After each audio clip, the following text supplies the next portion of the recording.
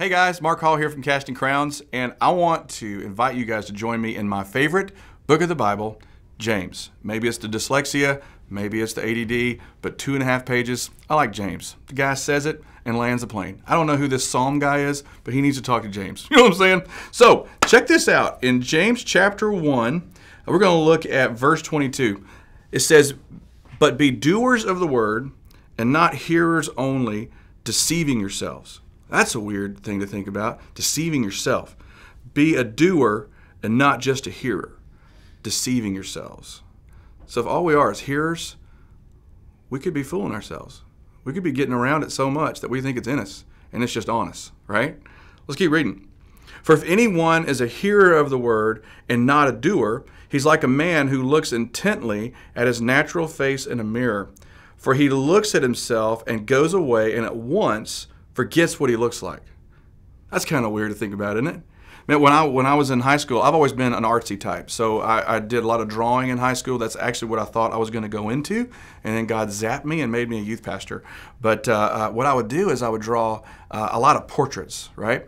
So people, like guys in class, and people would always want you to say, "Hey, draw me."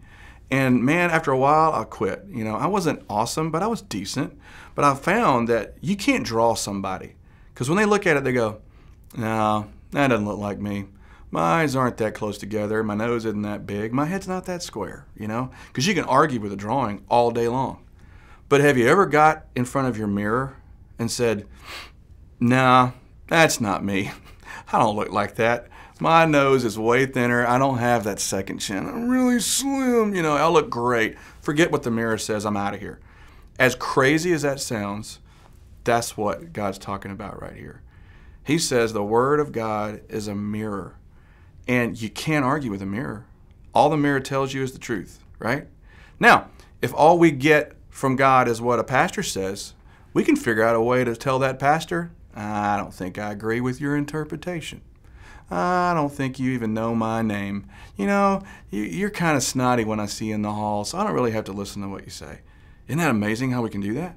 But bro, you get in the Word here, you start reading, you got a deal. Your eyes are that close together. Your nose is huge, and you do have a double chin, right? So now I got to deal with truth, right? So that's why we got to stay in the Word. Check out what it says here.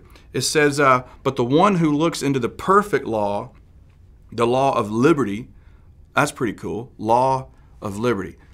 Rules of freedom. Sounds backwards, doesn't it? Because that's what we think. We think backwards. We think God's holding us back from something, but really, He's saying, don't do this because I want to free you to have a good marriage. Don't go here because I want to free you from addiction. But it's a law of liberty. But one who looks into the perfect law, the law of liberty, and perseveres, being not just a hearer who forgets, but a doer who acts, he will be blessed in his doing. Man, get in the Word today. Get in there and soak it in. And like we said yesterday, ask God the big questions. What are you trying to say to me? What do you, not what does this mean to me? But what does it mean? What are you saying in your Word? Get you some James today. It'll be good stuff for you. God bless you guys.